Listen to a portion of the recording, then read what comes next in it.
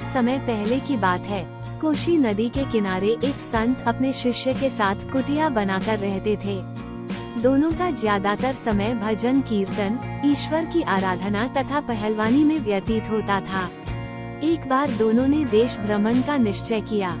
गुरु शिष्य घूमते घूमते एक अजनबी देश में जा पहुँचे। वहाँ एक बगीचे में कुटिया बनाकर उन्होंने अपना डेरा डाला। गुरु ने शिष्य को 1 रुपया देकर बाजार से कोई अच्छी सी सब्जी लाने को कहा। शिष्य गंगाधर जब सब्जी मंडी पहुंचा तब उसने सब्जियों का मोल भाव पूछना शुरू किया। उसे ये देखकर काफी आश्चर्य हुआ कि वहाँ प्राय सभी वस्तुएं 1 रुपये सेर के भाव से बिक रही थी। सब्जी क्या, दूध, दही एवं मिष्ठान वगैरह का एक ही भाव था। उसने सोचा कि सब्जी रोटी तो रोज ग्रहण करते ही हैं, क्यों न आज 1 सेर मिठाई ही खरीदी जाए। सो उसने सब्जियों के बदले 1 सेर अच्छी सी मिठाई खरीद ली। मिठाई लेकर वह खुशी खुशी अपनी कुटिया पर पहुंचा। उसने गुरुजी को सारी बातें बतलाई। गुरुजी ध्यानमग्न होकर बोले, बेटा गंगाधर, जितना शीघ्र हो हमें ये स्थान त्याग देना चाहिए। यह अंधेर नगरी है, लगता है यहाँ का राजा महा चौपट और मूर्खाधिराज है। कभी भी हमारे प्राणों पर संकट आ सकता है। परंतु शिष्य को ये सुझाव बिल्कुल पसंद नहीं आया। वो गुरुजी से बोला, गुरुजी मुझे तो ये स्थान बहुत भा गया है। यदि आपका आदेश हो तो कुछ दिन रह लूं। गुरुजी को उसकी बात पर हंसी आ गई। बोली, ठीक है बेटा, टके सेर की मिठाई खाकर थोड़ा सेहत बना ले। यदि कोई संकट आए तो मुझे याद कर लेना। गंगाधर रोज प्रातः नगर में भिक्षाटन को निकलता और जो 1-2 रुपया प्राप्त होता उसकी अच्छी अच्छी मिठाई खरीदकर उसका सेवन करता। इस प्रकार कई माह गुजर गए। खा पीकर वह काफी मोटा तगड़ा हो गया। एक दिन गरीब विधवा कलावती की बकरी पंडित दीनदयाल के खेत में लगी फसल चर रही थी।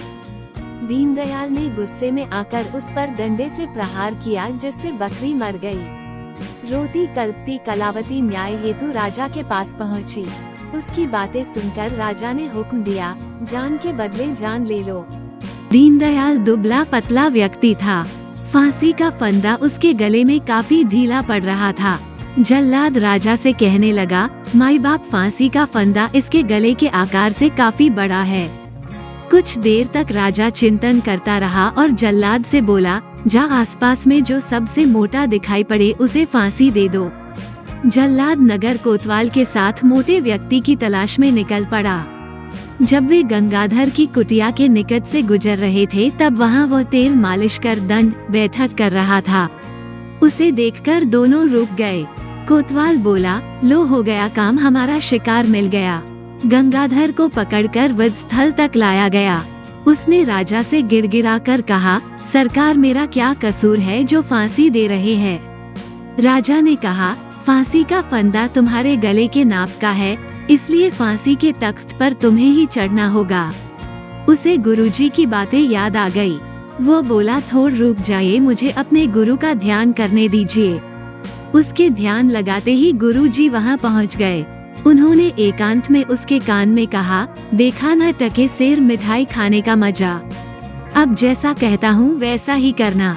गुरुजी जल्लाद से बोले, मैं भी मोटा हूँ, पहले मुझे फांसी पर चढ़ा। उधर गंगाधर जल्लाद का हाथ खींचते हुए बोला, नहीं नहीं, पहले मुझे फांसी दे। अब एक ओर जल्लाद को गुरुजी खींच रहे थे तो दूसरी ओर से गंगाधर। गुस्सा कर राजा बोला, फांसी के नाम से अच्छों के होश उड़ जाते हैं और एक तुम दोनों हो कि फांसी चने के लिए मारा मारी कर रहे हो। इसका कारण क्या है? गुरुजी तो इसी बात की ताक में थे। बोले, राजन, अभी का मुहूर्त 1000 वर्षों में कुछ क्षणों के लिए आता है। इस वक्त जो फांसी चढ़ेगा उसे अगले जन्म में आपके राज्य से 5 गुना बड़ा राज्य वैभव प्राप्त होगा। अंधेर नगरी का राजा तो निरा मूर्ख और चौपट था ही, वो अव्वल दर्जे का लालची भी था। वो गुरु शिष्य से बोला, कंगाल कहीं के सूरत देखी है आईने में अपनी, बड़ा आए है 5 गुना बड़ा राज्य का राजा बनने। अरे ठहरो, मैं खुद फांसी चढ़ूंगा। ये कहकर उसने जल्लाद से फांसी का फंदा छीनकर अपने गले में डाल लिया और फांसी पर झूल गया। गंगाधर गुरुजी के साथ वहाँ से तुरंत खिसक गया। उसी समय से ये कहावत प्रचलित है, अंधेर नगरी चौपट राजा, टके शेर भाजी टके शेर खाजा। कहानी का नैतिक ये है कि सही निर्णय लेने के लिए चीजों को स्पष्ट रूप से देखने की क्षमता होना आवश्यक है। ये भी दर्शाता है कि अहंकार और छल शासक के पतन का कारण बन सकता है।